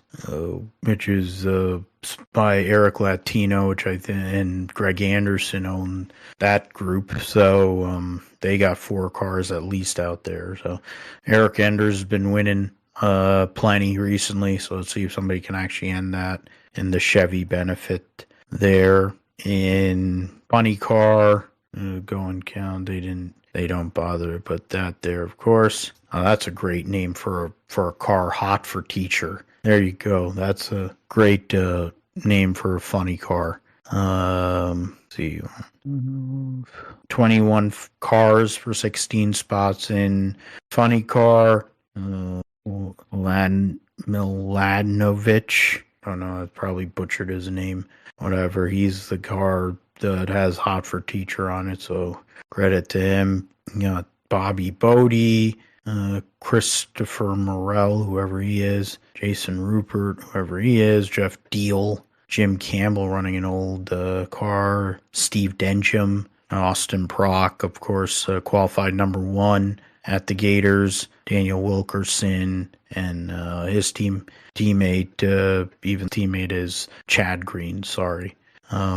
Buddy Hull for Jim Dunn, Matt Hagan, the defending champion, Cruiser, Paul Lee, and Caps and Tasca up there as well. And then in Top Fuel, 17 cars for 16 spots. I guess Mike Salinas is gonna be removed from the field, so I guess it'll be 16 for 16 because Jasmine Salinas is going to be driving that car. Krista Baldwin, Clay Milliken, the Rick Ware Racing team. You got Josh Hart, Smoke with Mobile One, with a gold and black Mobile One. Top Fuel dragster, which looks really cool. 50th anniversary. Yeah, the 50th anniversary, which, I mean, they've been different teams have been running it. I mean, Ganassi ran it with their Cadillac, and at Sebring, we've been seeing other schemes, so Tony's got it. Looks really good. So we'll see what he can do in his second Top Fuel race this weekend at Pomona. Alrighty then. After all of that, we can go and give you the preview you've all been waiting for, the preview for the Australian Grand Prix. Who do we pick? I think you pick first, right? This week, yeah. You pick first. You put good on that. Denny Hamlin to win. I was close on my truck pick, but oh well. And honestly, I could have had Chris Bell if his car didn't fall off a cliff, but whatever. Josh, let's see, F1 Australian Grand Prix. What say you? Who finishes behind Fish Lips? Yeah, Max Verstappen, Sergio Perez, and Charles Leclerc. All right, and Charles Leclerc. So, yeah, so then me, Fish Lips, Checo, and Carlos Sainz, because he'll be coming back this weekend more than likely. If Carlos Sainz isn't driving, then I'll go chalk with Josh and I'll say Charles Leclerc as well. But, the smooth operator, my top three there. So there you go. There's the F1 preview that you've been waiting for. And wow, that only took about 45 seconds. That's the way to talk about Formula One. Just nice. Even better. Yeah. All right. IndyCar $1 million deal at Thermal Club. Not really familiar with the circuit itself. I know that they did test there last year. They had their spring training there. It got some testing, the $1 million challenge. After this weekend's event, they'll have a month off, essentially, between this race and Long Beach, which is an epic fail. They'll have 4 practice sessions, 2 on Friday and then 2 on Saturday. Then they'll have qualifying at which will on the East Coast be at 8 o'clock on the East Coast, 8 p.m. And then the race itself, the heats and everything will start at 9:30 in the morning their time, which is convenient. The main event itself will be 20 laps. A big circuit, geez. Bunch of hairpins. There's one, looks like a couple of sweepers there, S-curves there, I think. Probably 1, 2, 3 passing zones, I guess, that I can see offhand. So we'll see how it is. We'll see how it presents on TV. The last time they had something like that in IndyCar, I think on their YouTube page was posting it, they had the Marlboro Challenge. That was something they did back in the late 80s and early 90s with some of the top guys in points. You're going to chime in, Josh? Yeah, no, I was like, that was at Laguna Seca. Yeah, they ran at Laguna Seca the last couple of years. They also ran when Tamiami Park in Miami, when they ended the season there. They would go and run that race there as well. So there was, they ran that for a few years. I think Derek Daly even ran in it, and then he ended up calling it later on, years later. So interesting how that all works out. I think Michael Andretti won the last couple of those Marlboro challenges because it kind of suited him in the way he did things. So we'll see how it goes this weekend. The drivers, of course, they don't have an entry list, but you can assume the entry list is the whole entire regular field. So I'm going to go first here in terms of my picks this weekend. You have what's his name, Callum Ilott will be filling in for David Malukas again for McLaren. There he was there. You look at Rahal, Letterman, Lanigan had some struggles.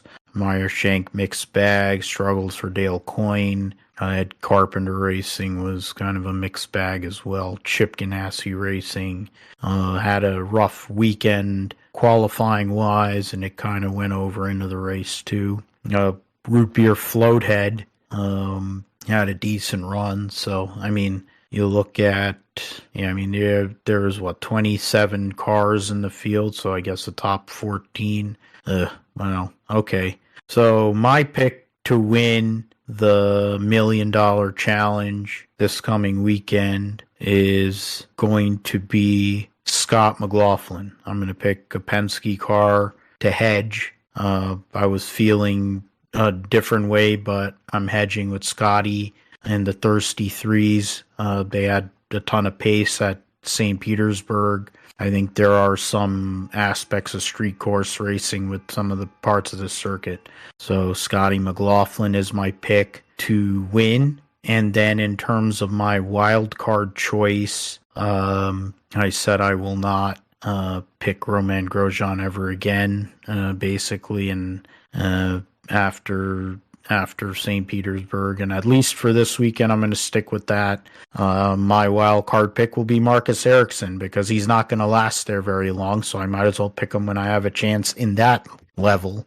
Marcus Ericsson had a lot of pace at St. Petersburg with the Andretti Global team, and I think he'll want to get vengeance, and he's a big-time player. He has won the Indianapolis 500, so it would be a good spot for him to go and recover.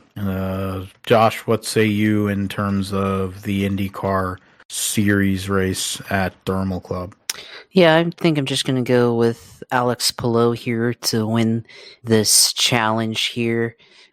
He's been really good on road courses lately and street courses. I'm going to pick him to win this overall, which, by the way, that's kind of cool if you're living at this place, which obviously can be Richie rich to live there, but waking up in the morning to see race cars on the weekend, that's pretty cool. But that is my pick, and then of course the wild card. I guess I'm going to go with Christian Lundgaard as a wild card here. Yeah, Lundgaard, wild card, which definitely sticks out as well. Ericsson had a rough day, even though he had a great weekend. The Rahal Letterman Lanigan team, as I mentioned, was way off the whole weekend. And Christian Lundgaard, though, is their number one driver. He is a priority free agent going into 2025. So someone who wants to go out there and show off his talent and skill. He did it at Toronto last year, so as to get his first win. So somebody definitely that could have a big weekend. The top six, they'll split the field in half. They have other things they're going to do with qualifying and practice and all that, but the top six in both heat races advance to the main event. 12 cars racing for $1 million to win, and then you got $1 million to win. First non-championship IndyCar race since they raced at Surfers in 2008. The first place will win $500,000, second $350,000, third $250,000, fourth $100,000, and fifth $50,000. 6 through 27 will all get $23,000 for showing up. So really the money is in the top 5, and to be fair, top 4. So that's going to be something there. IndyCar Push to Pass will be available 40 seconds. So that'll be something to watch on Peacock. 2 heat races, first time since Iowa in 2013. 10 laps will be timed at 20 minutes. Full course yellow laps will not count. Race clock will be running. Main breaks, so 20 laps, 2 10-lap segments. So it'll be based on qualifying even after you would think that they would determine it based on the heat race results, but okay, whatever. We'll see how that all works. And, okay, we'll see who wins it and who comes home $500,000 richer next Sunday at Thermal Club. All right, last big part of the weekend will be the triple header at COTA. Double header on Saturday. We'll have trucks and Xfinity, so we'll get into that right now. The XPEL 225 has been a race where the Front Row Motorsports team has been pretty good. Todd Gilliland won the first year. Zane Smith won last year and caught his truck on fire. So that was pretty interesting. 35 trucks, so nobody's going home. You got Jack Hawksworth making, I think he's making his NASCAR debut, driving for Tricon. Marco Andretti driving for the first time since Daytona, I think. Connor Zilic driving for Spire, Austin Hatcher Foundation on that truck. That's pretty cool. Somebody that I've supported with donations over the years. It's a great, cool foundation. Dale Quarterly, who might be 900 years old, is driving for Young's. The 20 has nobody listed as of now. Carter Fartuk or Fartuk. Well, that could get really screwed up there. In the Reum number 22. Ross Chastain is in the 45 car or truck, so there you go. And after that, yeah, nothing crazy. Jack Wood will be in the 91 for McAnally this weekend. Stephen Parsons back in the 75 for Henderson Motorsports this weekend. They've had good luck with Parker Kligerman driving that truck on road courses. See what Stefan can do on a road course. I picked second there, so I get first dibs here. I really don't know. This is a difficult one. There's only one Cup guy in this field, in Chastain, but he's driving for Nice with his old buddy Phil Gould. Maybe he goes out there and he gets an upset. I mean, he has won at Coda before, so it isn't out of the realm of possibility. He did it in a Cup car. But I'm going to go in, you know what, I'm going to go with Tyler Ankrum. Why not? Guy's been running up front to start the season. Best he's looked since he was a rookie. McAnally Hilgeman's been fast. So I'll say Tyler Ankrum with the victory. And my wild card pick, I made a mention of him. I'm going to pick Stephen Parsons because they have the setup, they have the speed. Stephen is very handy in terms of his kind of skill on different types of racetracks. And I think when it comes to the truck series, it's more about lasting than anything else. And I think Stefan has a good head on his shoulders, good mullet. So that should suit him well here at Coda, where you need that extra downforce. So those are my picks. So truck series at Coda. Or no, that was my fault. Sorry. You actually had picked second there, so it was actually your pick to go with the truck. So if you wanted to pick either of those, then go ahead. That's no. I've made my mind here on what I'm going to pick. Well, yeah, I will pick for my winner. I'm going to go with Ty Majeski. Ran third here last year behind Zane Smith and Kyle Busch, so pick him. And then for my wild card, I'm going to go with Connor Zilisch here in the 7. Spire's pretty fast. The 7 has generally been good this year. Of course, won at Sebring this past weekend and at Daytona back in the 24. So now he's making his truck debut here at Coda. So yeah, I think he'll do a pretty good run. Now, I'm surprised he didn't go with a guy like Jack Hawksworth in here, or even Chastain as a wild card. He's won in the Cup Series and finished 5th here last year, so in trucks. But I mean, still solid picks though. Yeah, I mean, if I was gonna pick Chastain, I would have picked him for the win. But I mean, I really was thinking about Ty Majeski for the win, and I was thinking about those exact 2 picks in Majeski and Zilic. Because Connor Zilic seemingly can drive anything. I was thinking about those 2 picks, so I think definitely you definitely have a way better shot than I do. But I'm banking on the fact that Tyler Ankrum has had a great start to the year, and they've had good speed, and he's not been god awful on road courses over his career. And then Stephen Parsons, also a speed thing with that team. And recent success on road courses. The Xfinity Series will be racing the Focused Health 250. Danny Kvyat will be driving the 07, so that'll be interesting to see Danny Kvyat driving an Xfinity car. The 4 doesn't have anyone listed on the entry list. That's been Dawson Cram so far this year, so that's interesting there. The 07, it says that's for Danny Kvyat. So 07 is Danny Kvyat. They don't have anyone listed in the 14.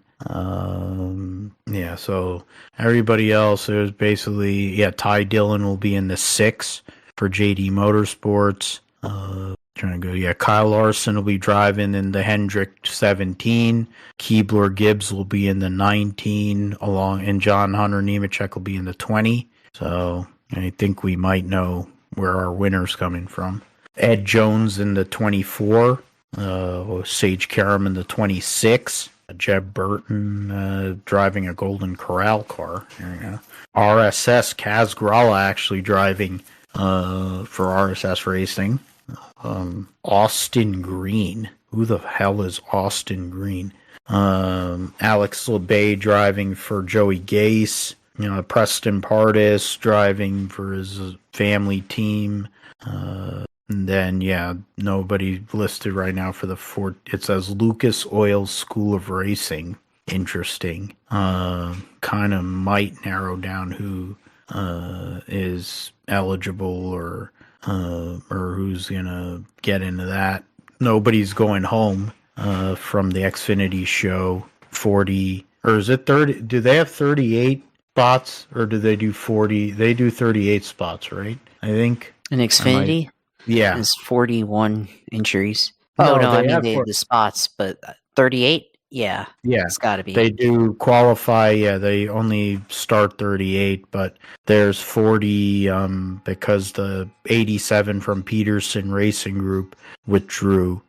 So that's Doug Peterson trying to run NASCAR. So that's interesting. So I went second there. So now this time, definitely first. And I'm going to go with Kyle Larson because, of course, it's a Hendrick car and he's Kyle Larson and against this Xfinity field.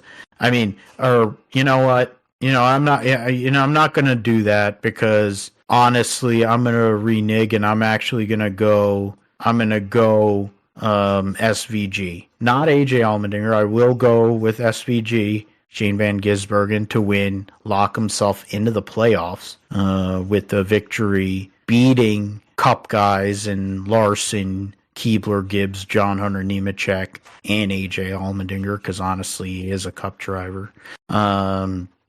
Definitely watch out for the SHR Fords and Kaz Gralla because that team, the Sieg team, won at Snoroma with Eric Almirillo last year. So I picked Van Gisbergen to win. My wild card selection is going to be Sage Karam because the team Sam Hunt team has shown good pace, and Sage Karam keeps on getting better with every race he drives in one of these cars, and he showed what he can do when you give him a good race car. So those are my picks. I went and pulled a switcheroo with SVG to win, and then Karam wild card. But I left it wide open there for you, Josh. Keebler Gibbs is definitely really good on road courses. Larson is Larson. So definitely gave you those two options up there. Will you pick one of them? Yeah, I could pick, there's a lot of picks that you can go with here because, you have Kyle Larson, you've got Ty Gibbs, AJ Allmendinger. Those three guys, you're probably set if you pick any of those guys. And, other veterans that you could go with, Allgaier, John Hunter Nemechek, Sheldon Creed, ran well on road courses last year also. Solid So, I'll go with Kyle Larson. Kyle Larson to win this weekend here in the Xfinity Series in the number 17 Hendrick car. Greg Ives coming back to crew chief that car. So that means that my wild card this weekend, and Sam Mayer is a road course winner now too. Forgot about him. He's there too. But I pick Larson here in there. You picked Sage. I was thinking about picking Sage. You know what? I will pick Brad Perez. Why not? There you go. Go Brad with Brad. Perez. Yes, let's do it in the 45 Alpha Prime car. See if he can get a top 20. Yeah, Brad Perez. He's a hard worker. Somebody great on social media. Doesn't get many starts, so it would be a huge deal for him, and also Alpha Prime to get a top 20 finish if he does do that. So something to look at and look forward to this weekend if that does take place. Now, last but not least will be the Cup Series Echo Park Texas Grand Prix on Sunday. The entry list there will have 39 cars for so nobody will go home. You have Kamui Kobayashi driving for 2311 in a Mobil 1 car with that same kind of gold and black paint scheme. You're going to have, I'm trying to look through, of course, SVG will be driving the 16 with WeatherTech on the car. They'll run Colleague Racing is actually going to run a third car for AJ Allmendinger with leaf filter on that car. So that'll be something there. Those are, SVG is going to run a limited schedule, of course, for Colleague this year in the Cup Series. But the AJ Allmendinger thing, I think, was a last-minute decision to run because I don't think they're really getting anything out of it by running an open car, but he does have a chance to win. Tyler Reddick, the defending race winner, driving the 45. I mentioned Ross Chastain won there a couple of years ago. So, Chastain running Worldwide Express, Cindric, Discount Tire, Bioethanol for Bald Spot Dylan, Overstock.com. Wow. For Josh Berry. Castrol, 125 years for Baba Booey. Gainbridge for Corey LaJoy. Mark III employee benefits. Okay. For Kyle Busch. Clyde, of course, Napa. Rush Truck Centers for Gagson. Interstate Batteries on Denny Hamlin's car. Now that's something. Jack Link's Beef Jerky and Menards for Blaney. I mentioned Allmendinger, Mahindra for Chase Briscoe. Probably N29 again for Kaz Gralla. Mentioned SVG Fastenal for Busher. Bass Pro for Truex Bell with DeWalt. Motocraft Quick Lane for Harrison Burton. Shell Pennzoil back on the 22 for Joey Logano. Darrell Wallace Jr. with Mobil 1 as well. Raptor for Byron. Circle for Hemrick. Love's Travel Stops for McDowell. Rudenbush for Gilliland. Haas Tooling for Priest. Romco Equipment for John Hunter Nemechek and Family Dollar for Eric Jones. The Beast Unleashed for Tyler Reddick. Palm Olive for O. Richard. Ally as usual for Bowman. Haley, nothing listed. Monster Energy for Keebler Gibbs. Oh yeah, I forgot about the fact that Carl Long's team will be coming back for the first time in over 2 years with Timmy Hill. The organization's called Power Source. Carl Long is listed as his crew chief, so not sure what, we'll see what happens or find out more as the weekend goes on with that.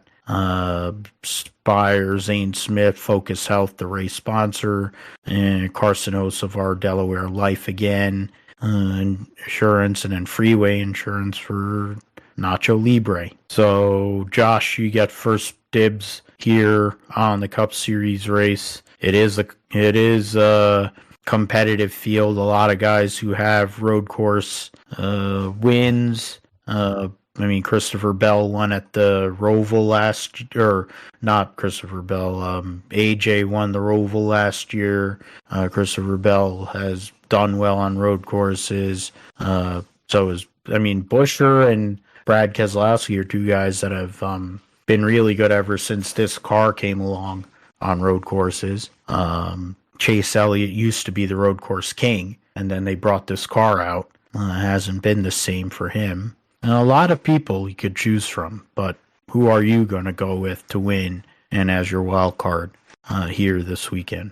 There's a lot this is a stacked field, not going to lie. Yeah. I'm going to go, with Tyler Reddick to win because he won last year in this car. It's a dominant car. He's really good at road courses. I'm going to pick him to win. And my wild card this weekend, I'm going to go Zane Smith wild card this weekend. Yeah, truck winner last year. Do well in this car. I mean, I'm leaving it wide open for you here in this. There's still a lot of good picks here. Yeah, I mean, I don't know if you really can go wrong on a win pick. I mean, per se, there's a lot of options. There's a lot of good cars and good drivers, and the way road course racing has become over recent years. I'm going to go with Michael McDowell. Who would have ever thought? A guy that I've never really been keen on until last year. His highlight was wrecking Brad Keselowski and Joey Logano in the Daytona 500 and then almost trying to eat it at Texas in a cup car. But then he dominated Indianapolis. So McDowell to win. They've had pace every single weekend this year, especially in qualifying.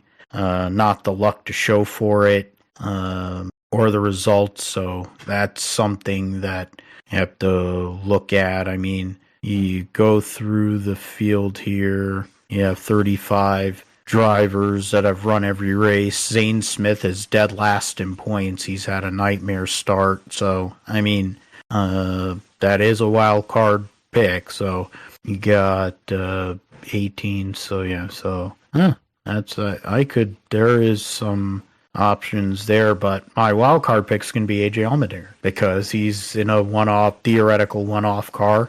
And I'm hedging because I already picked SVG for Xfinity. I probably would have picked him here, but it would have been sort of a reach because really he has won in a cup car. He's never won in an Xfinity car, so it's borderline. But I'm going to go with Allmendinger because I don't think this has been like a major plan that they were going to go and run this race, but maybe it has.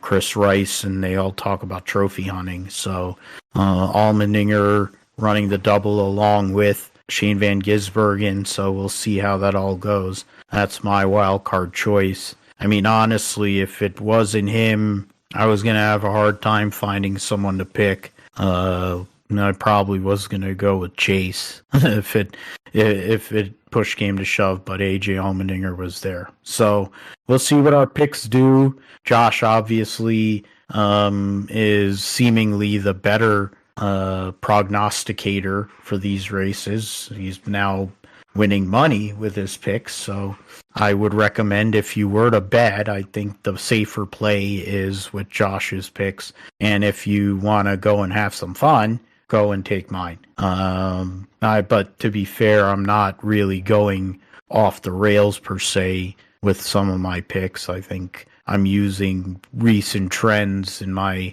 decision making, but it's what luck is about too in racing.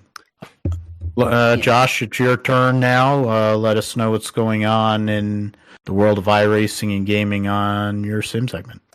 Yeah, of course. iRacing, of course, the big event this week at the end of the week is the 12 Hours of Sebring sim version, and it's also significant because rain is in the forecast for this one. Certainly throughout the day, a lot of rain in the forecast, so you definitely it's going to be interesting for sure to navigate this. I think it's going to be harder than Daytona or the iRacing Daytona 24. Sebring's a very challenging circuit, of course, compared to Daytona. So yeah, rain's in the forecast there. Don't have anything planned for that yet. Maybe I will, but I don't know yet. Might be busy throughout the weekend, but definitely that's going to be, if you're interested in watching or participating in endurance sim racing, that's the big event happening this weekend there. Of course, replicating the real life series that runs in the IMSA WeatherTech series there. So that's the big one. Of course, the regular iRacing schedule, they're running the NASCAR All Series at COTA, of course, and Xfinity Truck Cup all at COTA. There, the Gen 4 fixed series at Darlington, lots of tire wear there. Got the NASCAR Legends series, of course, at Daytona, so that should be fun as well. Their IndyCar fixed oval series at Charlotte, so that should be fun as well. You've got that.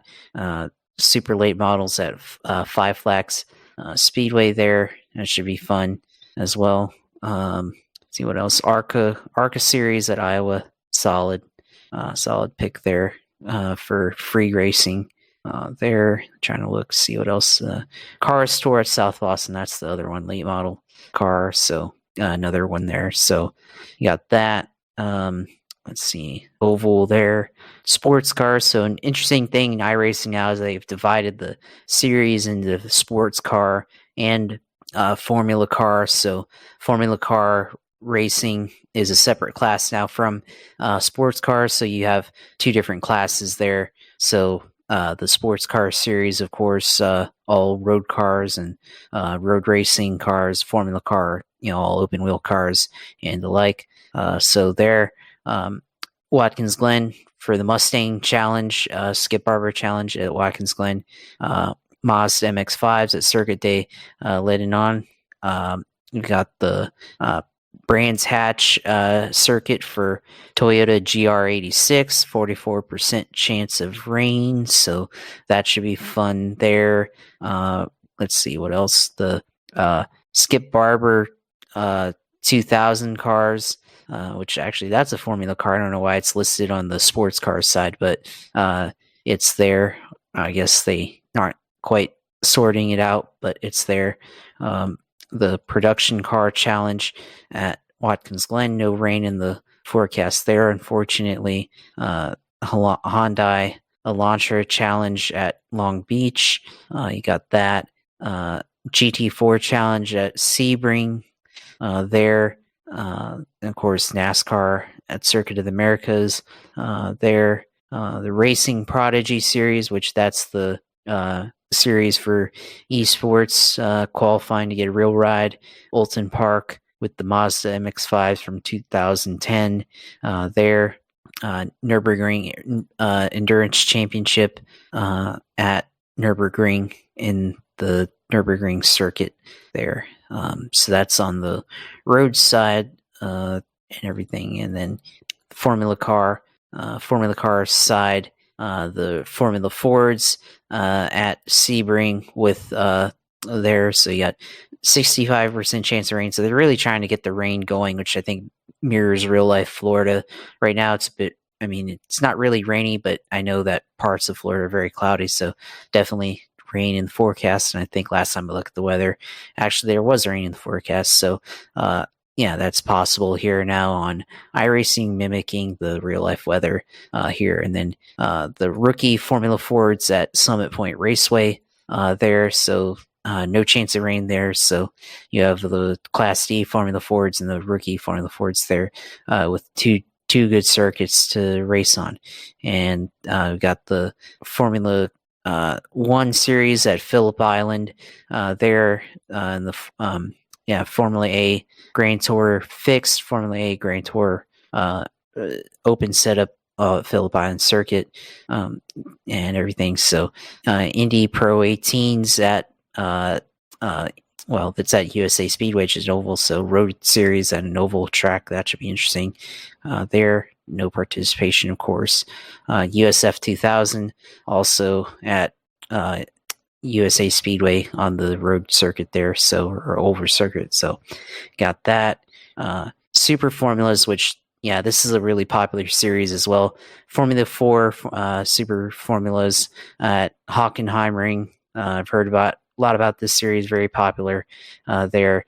Super Formula, which one? I guess, they're both the Super Formula series. So that's a good series there too. It's the Super Formula. I think the Japanese Formula cars are pretty popular too, so that should be fun. So of course, lots of opportunity for racing on iRacing, of course, but another week of racing. So should be able to get into a couple of those at least throughout the week. We'll see how it goes there, but look out for, I'm sure there'll be sim races on the weekend, looking at the 20 or the 12 hours of Sebring there. So that should be pretty entertaining to see.